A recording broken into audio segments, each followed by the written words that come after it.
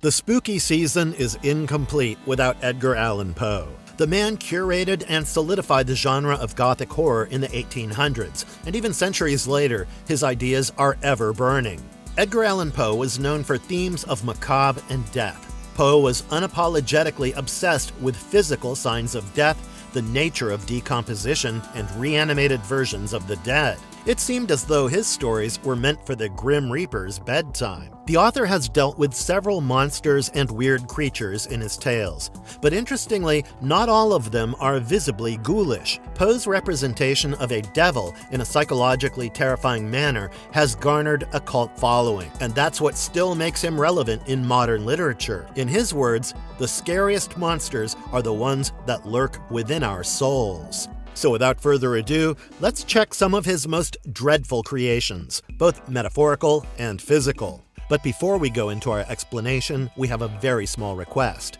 If you like our content, please support us by subscribing to our channel. This is a small click for you, but for us it means a lot. Thank you. Let's begin. Allamistachio. Featured in the satirical sci-fi type short prose, Some Words with a Mummy, Allamistachio is a beautiful play on the words all a mistake, oh. The story revolves around an erroneous premature burial of an Egyptian noble, Count Allamistachio, who was mistakenly embalmed. He remained inside a sarcophagus in a state of suspended animation for over 5,000 years, which arrested his body functions and allowed him to simply sleep.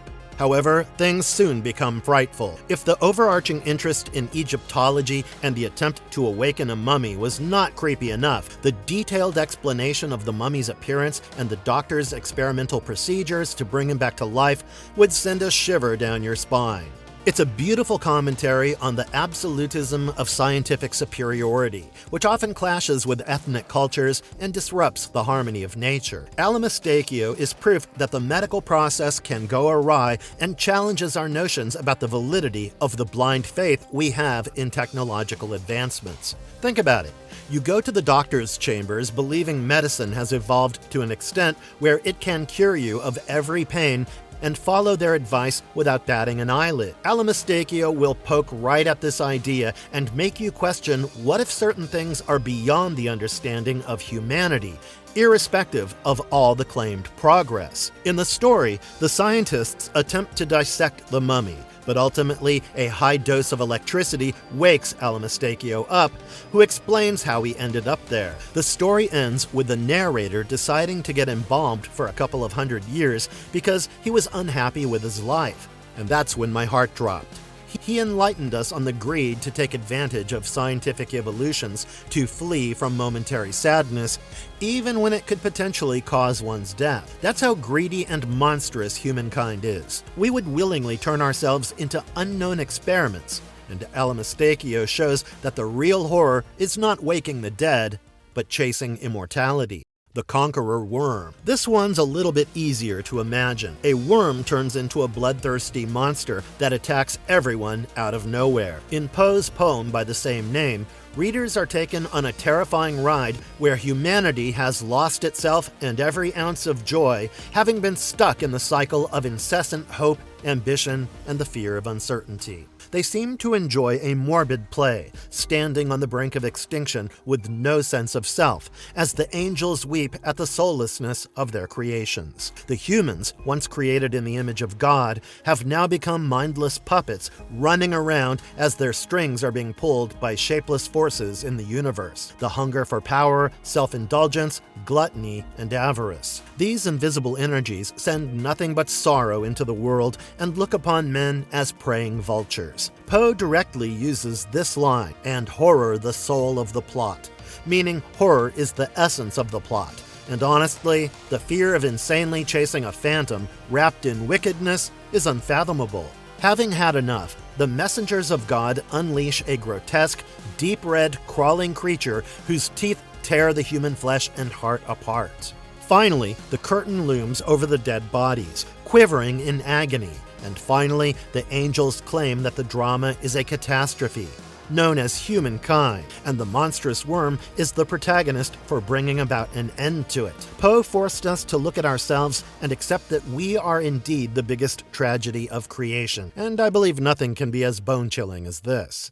Metzengerstein. This short story is a brilliant piece of Gothic horror and serves as an allegory for how a human soul can be overtaken by its own evil creation, something man has carved in with infallible pride and hatred. The very setting of this story is meant to stir feelings of uneasiness with an ancient, gloomy castle and foreboding prophecies, hinting at an impending doom. It revolves around two rival families in Hungary, the Metzengerstein and Berlifitzing families. The Baron of Metzengerstein, Frederick, claims ownership of a horse that was huge and had a peculiar color. The horse happened to come from the Berlifitzing stable, which had recently caught fire and belonged to William von Berlifitzing. Turns out, William was scorched to death trying to save one of the poor animals. No brownie points for guessing that this horse was a devil in disguise, and that devil was none other than Berlifitzing.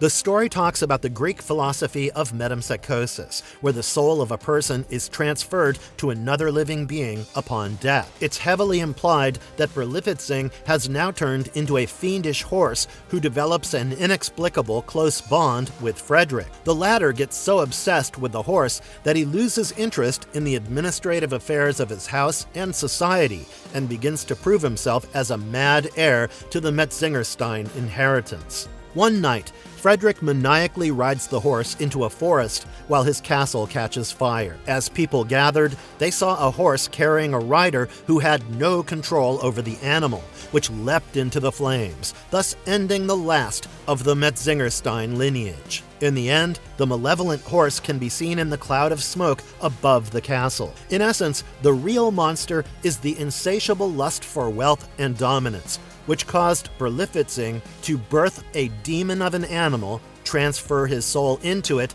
and ultimately die while trying to wipe out his enemy, the Raven.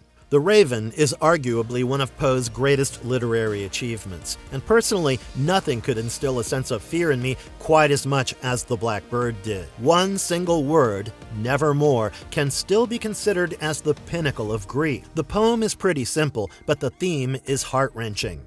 And the Raven is a constant reminder of how weak and conflicted the mind can be. The narrator is torn between the desire to forget the loss of a loved one and the wish to remember them. He keeps on asking questions to this Raven, whose answer is always the same single word. The voice of the poem seems to lose itself in agony and guilt, while the Raven simply sits as a living emblem of the sorrow that refuses to die. It haunts the narrator's mind with memories and slowly changes into a specter of the past. Soon, the person feels trapped and hopeless, slipping into a frenzy and a state of madness. His spirit is now stuck in a shadow realm, all while the Raven sits still with eyes as blank and cold as a demon dreaming. No one except Poe could represent a bird as a harbinger of death and depict it as a horrifying mirror into one's soul, which is filled with demons of heartache and ghosts of the bygone. The Raven is a chilling take on how loneliness, regret, and reminiscence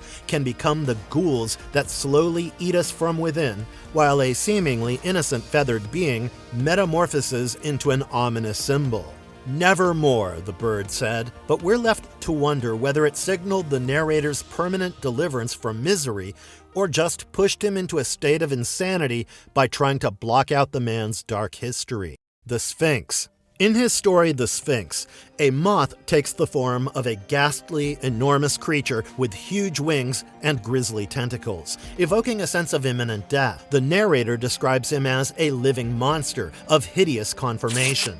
The creature is awful, to say the least. It appeared to be similar in size to the trees it moved past, and the shocked man stated that the moth-like entity was bigger than any ship ever made. It had a long proboscis, about 60 to 70 feet long, and could easily be compared to an elephant's trunk in thickness. Underneath this massive trunk, a thick bush of black hair could be seen, as though several buffalo were stuck at its base. Coming out from the sides of the trunk were two eerily slender rods, some 30 to 40 feet in length, which shone like a crystal in sunlight. The moth monster's whole body looked like the hull of a large warship with wings covered in metallic scales. However, Poe took it a notch higher by depicting a skull on its chest. The moth made a terrible, painful sound when it opened its jaws, which was so deafening that the poor man fainted while the thing disappeared on the hills. While the narrator could not figure out what on earth he saw, his friend read out a schoolboy's account on the genus Sphinx of the family, Crepuscularia. It belonged to the order Lepidoptera from the class of insects. It turned out that a creature like the one the man saw did exist and matched the chronicles of the boy, who referred to it as the Death's Head. The story showed how the human mind can turn against itself and distort reality at times, especially under situations of stress, as the man was due to the spread of cholera. His cognition got warped, forcing him to perceive a seemingly small moth as a gigantic monster. This revolves around the themes of deep-seated cerebral fears, madness, and the subjective nature of looking at the world. The black cat. I don't know whether black cats can bring bad luck or not, but ironically, they are the unluckiest of the lot and bear the worst of prejudices. The story revolves around this particularly large black cat, Pluto, and his master, aka the narrator. He and his wife share a lifelong love for animals and have taken in many pets over the years. However, it was Pluto who grew an emotional bond with this man, and the two became increasingly close. But here's the catch. The cat dad was inclined to alcoholism, which grew worse with each passing day. He started mistreating the animals, and Pluto suffered the most horrible fate. The drunk man believed his favorite cat was avoiding him, and while trying to hold him forcefully, he was bitten by Pluto. In return, he became extremely cruel and pulled out poor Pluto's eyes. Hold on, because things are about to go downhill from here. When Pluto started getting scared of the man after this incident, he got frustrated and ended up killing the cat by hanging him from a tree. In no time, he realized that his house had caught fire, and though he and his wife could escape unharmed, they lost all their possessions. The house finally breaks down, and there it was on the wall, an image of a big cat with a noose around its neck. He tries to shrug it off, thinking someone might have cut Pluto down from the tree and thrown his corpse into the room to wake him up, as he would otherwise have perished in the blazes. The guilt of killing Pluto was weighing him down, and he decided to adopt another black cat. Its resemblance to Pluto was seriously unsettling, down to the missing eye. However, a patch of white fur on this cat's chest was the only thing that set him apart from Pluto. Things started getting spooky when this cat's white patch seemingly started taking the shape of Gallows, and his master began hating him too. He again tried to kill this cat with an axe, but his wife intervened, and guess what? This insane alcoholic monster killed his wife instead and buried her in a cellar wall. When police found no trace of his missing wife, a disturbing howling sound startled them. They broke down the wall only to discover the dead wife with the cat, sitting alive on her bed, who was entombed with the wife too. Whether Pluto turned into a vengeful spirit upon death is up to personal interpretations, but Poe's intention here was to show how addiction can turn anyone into an ogre. When the man gouged Pluto's eyes from the socket, his bestiality kicked in, and it can be seen as a metaphor of him being stripped of every shred of morality and goodness. Given that Pluto was not haunting him in reality, and it was his intoxicated mind playing all the tricks, Poe once again reiterated how uncontrollable drinking can lead one to lose his or her sanity. The Red Death. Edgar Allan Poe's short story, The Masque of the Red Death, is a grim reflection of how no one can escape their destined deaths, no matter how powerful or wealthy they are, or wherever they try to hide. Basically, it was Final Destination, but infinitely more nuanced and haunting. This tale is about a royal, Prince Prospero, who takes refuge in a walled abbey with 1,000 other eminent nobles from his society to avoid catching the deadly disease known as the Red Death. This infectious sickness has plagued the entire land and killed people in repugnant ways. The common folk who got contaminated experienced sudden dizziness, sharp pains, with blood gushing out of the pores before dying within half an hour. However, Prospero could not care less about his subjects and had planned to wait out the end of this horrific plague by hiding in luxury. He even welded the doors shut to make sure no one entered or got out of the abbey. The prince was so conceited that he even threw a masquerade ball to keep the people entertained and painted 7 rooms in different colors, with the last one being blood red. The red room looked very disturbing, and as the night went on, People noticed the room started exuding a nefarious aura, and boy were they right. As soon as the clock's hand reached 12, a horrifying figure emerged in a bloody robe, looking like a funeral shroud. It had the frozen face of a corpse and proved itself to be the physical manifestation of the Red Death. The prince was still too arrogant to see what was happening and tried to kill the mysterious entity, only to fall dead once the creature faced towards him. When the guests managed to catch this fleeting silhouette and remove its mask and costume, they discover that there was no one under it. It was indeed the Red Death all along, who took on this outrageous form to inflict the illness on everyone.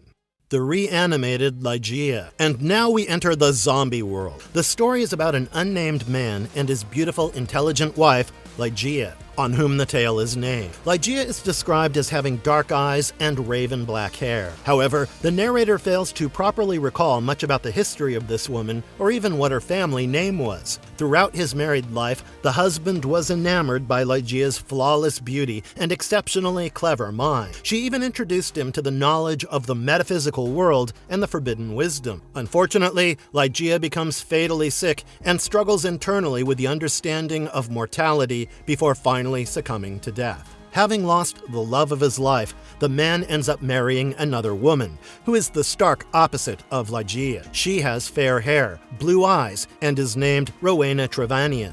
However, in the second month of their marriage, Rowena starts experiencing severe anxiety accompanied by fever. She had to be drugged with opium, but in the end, Rowena fails to make it out alive. As her body is wrapped for burial and the grieving husband is posted as her watchman, he notices Rowena showing signs of life again. He tries vigorously to resuscitate her, but nothing happens. At the crack of dawn, something emerges. Rowena's corpse has become alive, and a mummified, inhuman being is walking around. When the narrator touches her face, the bandages fall to reveal a familiar shade of black hair and dark eyes. Rowena has turned into Ligeia. Now, there are various analyses of what the narrator witnessed. Was it an apparition, a manifestation of his remorse over losing Ligeia, or simply the woman's transformation into an undead creature of the night? Personally, I choose the last one, just for the horror thrill. Marvelous verdict. Okay, that was quite a ride through the Gothic horror era. Honestly, I don't even know how to sum this up, man. He is Edgar Allan Poe. The man has influenced writers for centuries and redefined the very idea of fear. And that idea is the most heart-wrenching. Fear is within us. All the devils are nothing but a mere reflection of what we create and leave behind in this world. Indeed, in some of his stories, the monster can be conceived as a tangible, ghostly being. Yet the underlying psychological aspects are what make them truly horrifying. Simply stated, there can never be another Poe. He managed to inspire even Lovecraft, who referred to him as a god of fiction. We all agree, sir. Let us know which creature made your skin crawl. I know I'll be taking the Raven's dread to the grave. That's all for today, folks. Wishing you all a very happy fright season with all the monsters around, real and spectral. I'll see you in the next one. Bye. And if you liked our content, don't forget to leave a like and subscribe to us if you haven't already. Have a good one and be safe. Thanks, everyone.